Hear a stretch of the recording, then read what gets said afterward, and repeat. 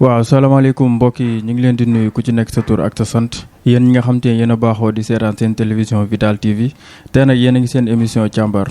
suñu waxee émission càmbar nag càmbar ëmb na lu bëri nee naa leen dañuy wax ci problème yi nga xam te ne moom mooy am fii ci réew mi dañuy wax tamit leneen loo xam te ne bokkul ci réew mi lépp loo xam te ne day touché askan wi rek dañ ko fii wax. tey nag ñu ngi fii nga xamante ni moom mooy Darou Khoudoss fekk fi ay jeunes yoo xamante ni jeunes yu engagé yoo xamante ni am seen motivation am tamit xam-xam boo xamante ni ñu ngi fi créé seen benn programme bu ñuy wax tout à l'heure balaa may gën a xuus nag damay bàyyi ñu présenté wu ñoom ku ci nekk maam ñu ngi lay nuyu. Moustapha maa ngi lay fay. bàyyi nga am jàmm bu baax. sant bu baax di nuyu aussi ñi nga xam ne ñoo nekk di seetaan émission bi ci télé bi di Vital TV. man maa ngi tudd maam Abdoulaye Cissé dëkk fii nii Darou. bokk ci ñi nga xam ni ñoo créé programme bii nii di tout à l'heure. merci. ok merci kàddu yu rafet na Abdou Aziz ñu ngi lay nuyu. oui maa lay fay Moustapha. bàyyi nga am jàmm. oui ñooy sant bu baax di nuyu képp kuy teewlu émission bi et itam di leen remercier pour l'intérêt que vous portez à notre programme et que tamit tout maa ngi tudd Abdou Aziz Samb membre fondateur du programme tout à l'heure. ok kàddu yu rafet na ba Abdou Aziz li ma lay njëkk a laaj mooy nan ngeen def pour créer programme bi nga xamante ne mooy tout à l'heure. oui bon tout à l'heure ça a parti d'un constat parce que le fait que le problème de transport scolaire bon c'est un fait ku nekk mën na ko seetlu voilà moi qui vous parle une partie de mon cursus scolaire je l'ai fait à Mboro et am na ci moment yu nga xam ne Daaru laa doon jóge di jàng ji Mboro chaque jour presque donc je faisais la navette Daaru Mboro presque tous les jours et même jour yi nga xam ne 2 fois dans la journée parce que dama doon gontu le soir donc je sais à quel point ça peut être difficile de faire ce ralliement donc c'est à partir d'un constat et en plus bu mooy jàngee Daaru itam j'ai remarqué que élèves ya laa doon bokkal classe qui habitaient peut-être dans ces localités environnantes à savoir Ndong Kër Mor Fall pour ne citer que ça ñoom ils avaient tendance à venir à l'heure quoi ils avaient tendance à ne pas venir à l'heure ils venaient souvent en retard et ce retard c'était un peu dû à ñoom manque de transport parce que parfois tu peux avoir l'argent pouvant monnayer le transport mais doo gis oto bi nga xam ne di nga ko jël parce que ndong oto yi duñ fa daw lu bari Kër Mor Fall presque mooy loolu donc c'était ça donc si loolu noonu la ñu xalaatee ne pourquoi pas ñu créer un réseau de transport qui va leur faciliter ce ralliement et que tamit connaissant le revenu si zone bu ñu nekk revenu par habitant et que le pouvoir d'achat des parents c'est pas aussi simple bés bu nekk nga mën a jël 200 wala 400 francs nga jox ko sa doom yi nga xam ne c'est seulement le transport et que 200 yi nga xam ne wala 400 yi nga xam ne lekkam bokk ci naanam bokk ci parfois ça peut paraître difficile et que tamit beneen bi mooy si zone bi yëpp presque on connaît qu'un seul lycée privé à ma connaissance wala école privée qui télescope presque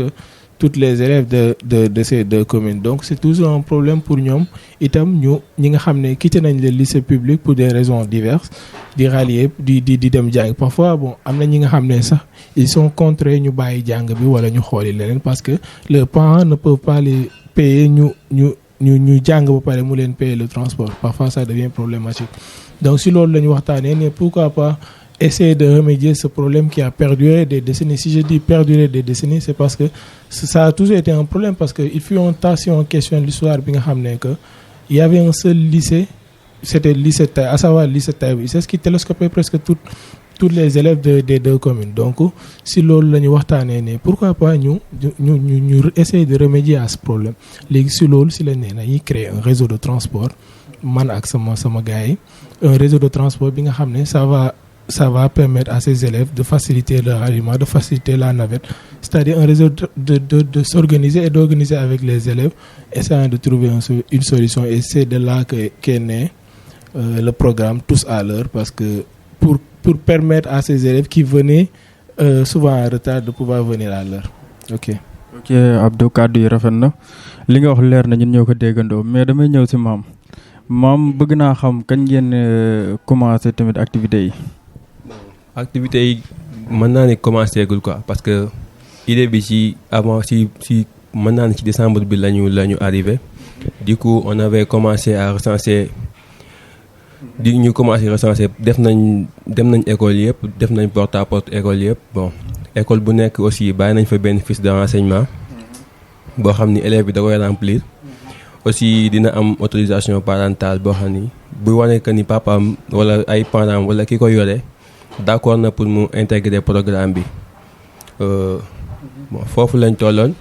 dañu bëggoon léegi bu nekkee recensement yi mat na ñu commencé programme bi et tout ça lijjanti oto yi commencé dawal programme bi mais jusque là commencé guñ ko mais yaakaar nañ dinañ ko commencé ci diir bu néew parce que recensement yi c'est presque terminé instant yi kii rek la ñuy xaar nombre exact bi commencé programme bi incha allah. waaw loolu leer na am na solo mais Abdou Aziz li ma bëgg tamit nga dooleel ma ko ci kii bi mais dama bëggoon xam est-ce que yéen seen propre moyen ngeen di demee ci programme bi wala. Oui, bon, pour le moment, on essaie de faire avec les moyens à bord. Parce que pour l'instant, c'est quand je vous parle de s'organiser, d'organiser avec les élèves, c'est que ça va leur faciliter leur ralliement. Donc, question de moyens, on n'a pas les moyens, c'est nous qui allons charger de gel et bus du élèves. C'était ça l'idéal. Mais maintenant, les moyens ne sont pas encore réunis. Pour l'instant, peut-être... par exemple élève bi su nekkee daf doon lim doon dépenser pour def ce ralliement le mois et loolu la ñuy essayer ñu xool nan lañ ko koy gën a woyofalee ba ensuite xaalis boobu noonu mu daan dépenser ñu dajale ko ak kenn ku nekk dërëmu Samba dërëmu Demba ñu xool nuñ ko defaree ba mu rafet ñu jël ci oto moom mu leen di ci charger di leen jël di leen yóbbu ba d'ici peu peut-être nous aurons des gens yi nga xam ne wala peut-être nous aurons les moyens ñu jëlal leen ay auto mu charger leen di leen jël di leen yóbbu nu mu gënee si te du ñu fay dara mais pour le moment du nekkul ay moyens yu nga xam ne daf fi nekk moyens nekku fi bu fi les moyens nekkoon nous allons le faire mais nekku fi donc pour l'instant ñoom ñooy charger ñu def ko mais nag si loolu noonu dama leen di fàttali que du nekk lu nga xam ne day métti ci kenn parce que su nekkee lu nar di sax dañ koy bàyyi parce que le programme c'est pour amortir les frais yu nga xam ne ñoom dañ ko daan def donc pour amortir ces frais là amortir ces dépenses donc mënuñu leen def loolu nga xam ne day ëpp lu ñu doon joxe donc lu mu mën ci doon lekk day nekk lu nga xam ne dina yées li ñu doon joxe voilà donc c'est ça donc su nekkee da nga doon dépenser peut-être le mois 6 000 francs peut-être bon 4 000 5 000 c'est pas bon whatever quoi. En tout cas ñoo ngi di ci xalaat ensuite pour voir. ok loolu am na solo mais maam bëggoon naa xam tamit est-ce que yéen tamit def ngeen ay propositions ay aide wala ñu dimbali leen ci programme bi pour ngeen mën kaa bën a lancer. non pour l'instant defaguñu appel benn partenaire wala affaire yooyu noonu pour ñu mën ñu dimbali on essaie juste d'aller avec les moyens à bord comme ni ko Abdou waxee parce que umpale woon ni instant yi nii ci période politique lañ nekk te partenaires yu ci bëri bu ñu leen bëggoon lancer appel mu leen di fekk ci campagne wala et tout ça à part ñu dem ci ICS yi wala industrie yi fi nekk te loolu yombul foog ñu am ku ñu link ak ñooñu et tout ça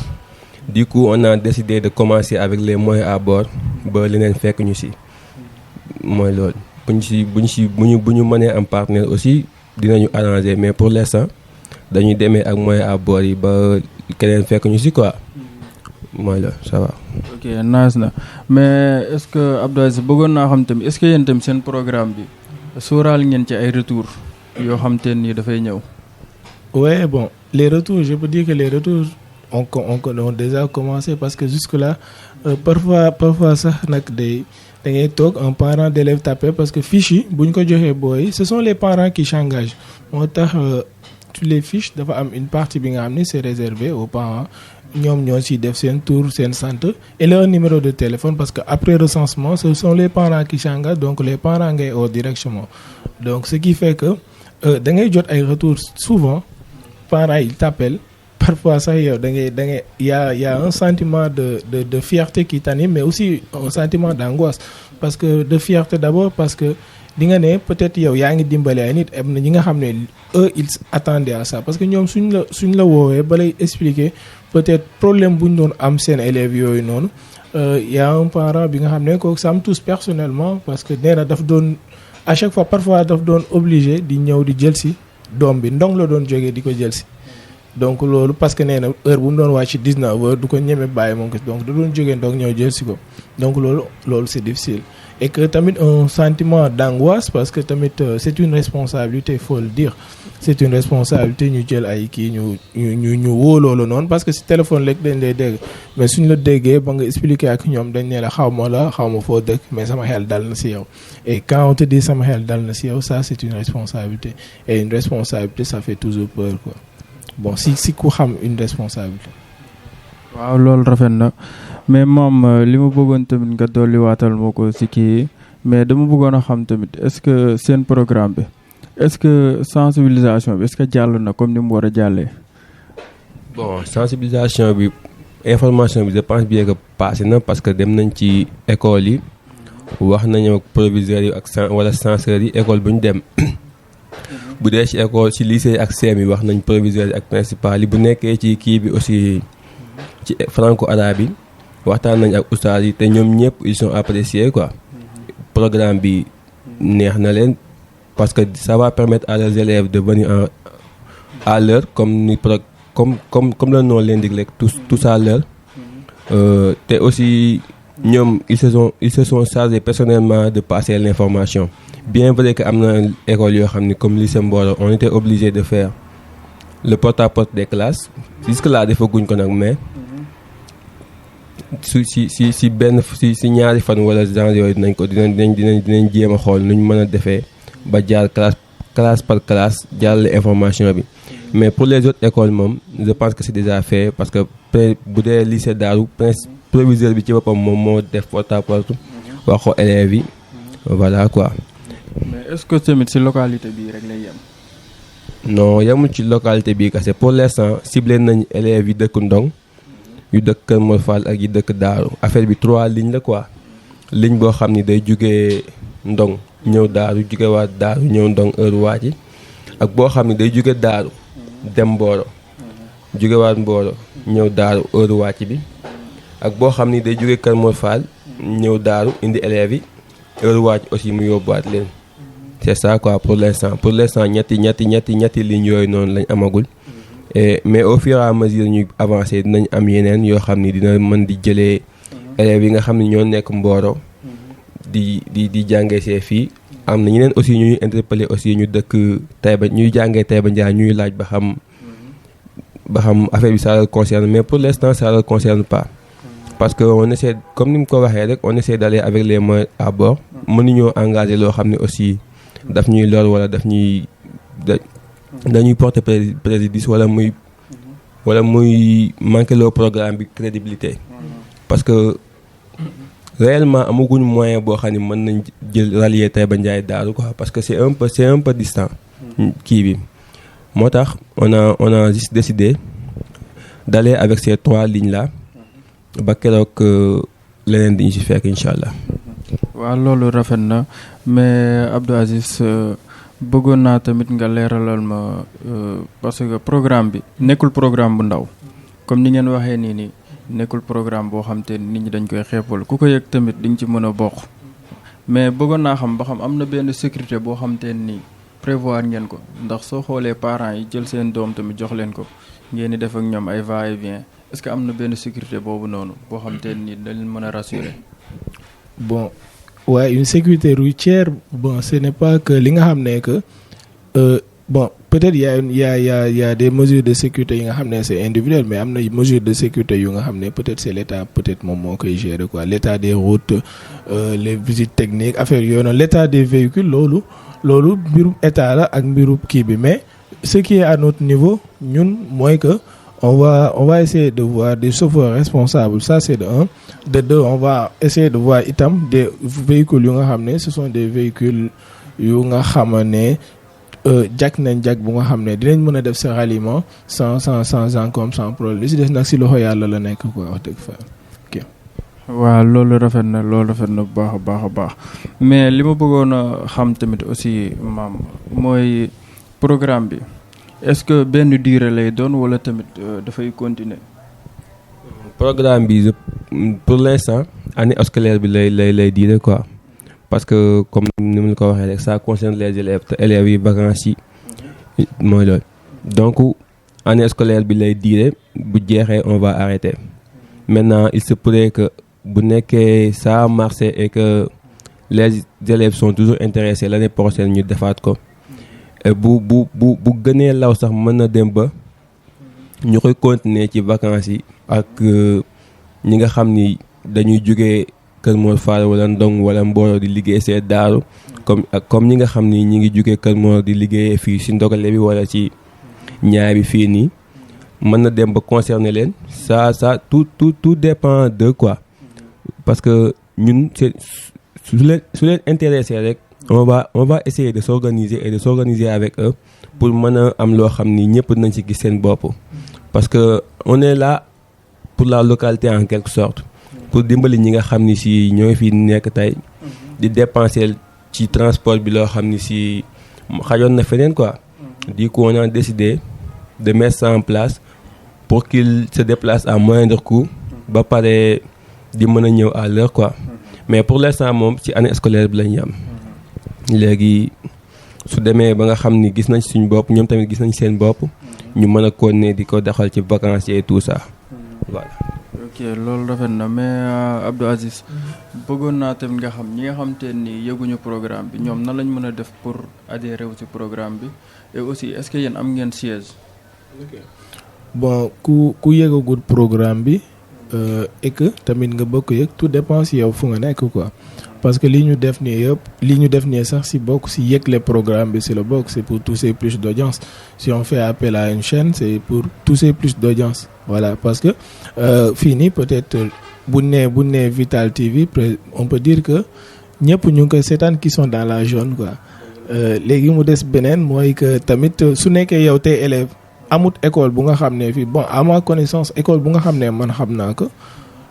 te demuñu fa donc su nekkee te dans une école je rappelle que il y a une fiche de renseignement qui est déposée au niveau de votre censorat wala je dirais de votre personnel administratif da ngay dem foofu noonu tu prends une fiche nga dem seen kër tu remplis ça nga ñëw nga doxaat ko su nekkee tamit si école yi même si école yi tamit si leur tableau d'information am na si ay fiches yu ñu joxe foofu dans ces fiches il y a notre numéro il y a tout donc vous pouvez nous contacter directement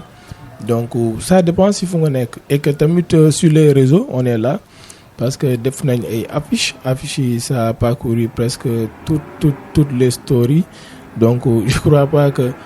ku ne yëguma ko di nga am lay quoi fu nekk mën nga ko fa yëgee foo nekk rek à votre niveau il y aura une information il y aura quelque chose qui va pouvoir vous informer si beneen bi mooy bon notre siège se trouve actuellement à Darou parce que nous avons fait Darou notre priorité nous avons fait Darou notre priorité parce que fii la ñu jàngee fii lañ juddoo fii lañ màggee fii lañ yaroo on a des problèmes yu nga xam ne am nañ fi on essaie d'apporter des solutions donc nous avons fait Darou notre priorité notre siège se trouve ici à Darou donc bon su nekkee quelqu'un qui veut nous rencontrer personnellement ils peuvent nous appeler ensuite on va essayer de s'organiser parce que ñu ngi fii quoi c'est ici notre QG quoi pour voilà c'est ça. mais est-ce que am ngeen bureau boo xam te ni dafa dëgër bu suude boo xam te ni ku nekk dinañ la mën a partager benn activité. ouais bon parce que actuellement on est là on travaille ensemble on n'a pas encore structuré le groupe donc on est dañuy soobandoo xàccandoo dóorandoo donc c'est ça donc c'est la team. on est là on travaille ensemble kenn ku nekk lu nga mun a def nga def ko pour rappel fiche yi kii toog nii moom moo ko tapé programme bi ma rek moom ñoo ko tapé donc leneen yi porte à porte yi moom demut woon keneen moo demoon kooku actuellement dañ ko woo mu jàngi donc kenn ku nekk da ngay def lu nga xam ne c'est à l'échelle de votre c'est à l'échelle de votre niveau quoi donc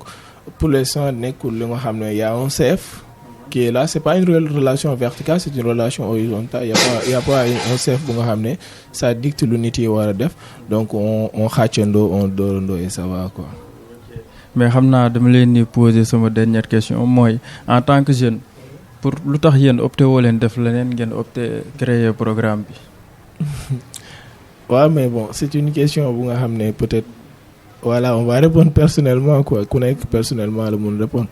Ouais, bon, en étant jeune, on pouvait choisir ñu dem def leneen comme on le dit souvent dans notre jargon, dox sa ndaw. Mais étant bon, ce jargon, je crois que parfois tamit il y a de l'arnaque quoi, il y a de l'arnaque, on te dit pas tout.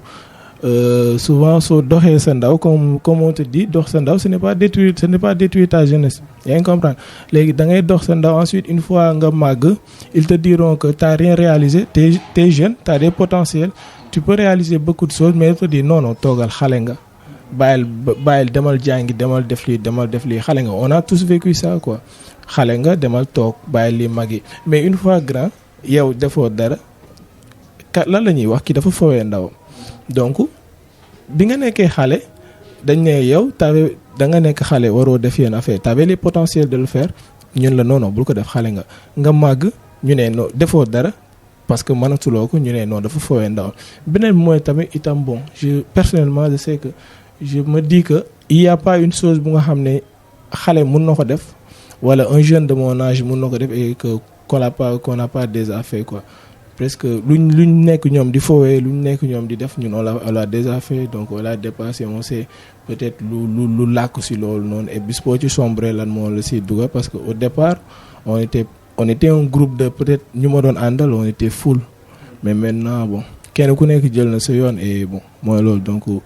am na lu nga xam ne on a fait notre jeunesse wala si diir bu gàtt, mais à un moment donné faut se dire stop et essayer de grandir un peu quoi, c'est ça. kaddu yu rafet nag gëm-gëm la daal moom moo ci ëpp solo. waaw maam lan ngay wax ci question boobu. bon comme ni mu ko waxee rek j'espère que ku nekk yaay choisir la ngay def sa àdduna quoi. Comme ni mu ko waxee dañuy wax ñu dox sa ndaw. Je crois que li ñuy def nii dox suñu ndaw mënu ko weesu.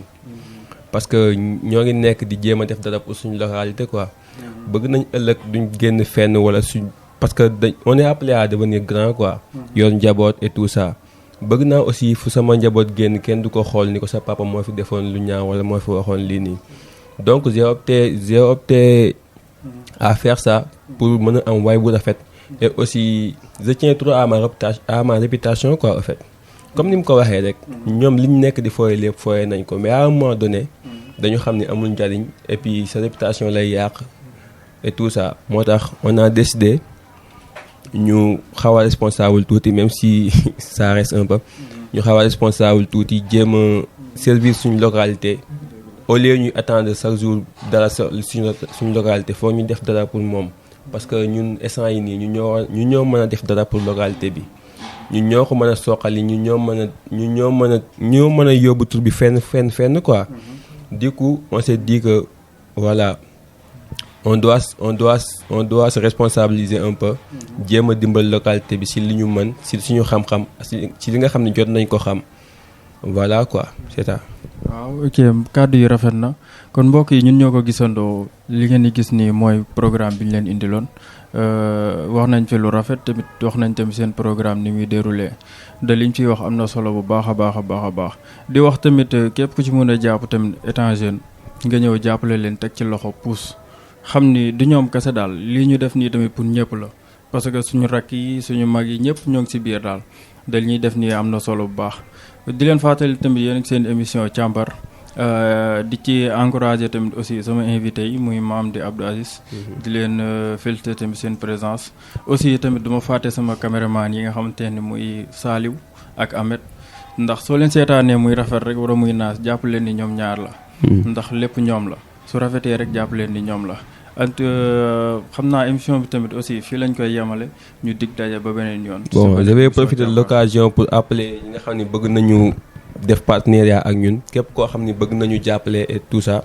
koo xam ni am na les moyens wala affaire yooyu mu bëgg ñu jàppale, voilà, il est le bienvenu quoi. xeebu ñu yéemuñu, képp koo xam ni aussi voilà yógoo woon programme bi mu ngi noonu, mën nga ñu joindre 67 123 81 57 voilà. dinañ la jéem a xool nu ñu lay dimbalee, nu ñu lay dugalee ci programme bi et tout ça. Di leen rappeler aussi que ni duñu admettre benn élève sans autorisation parentale,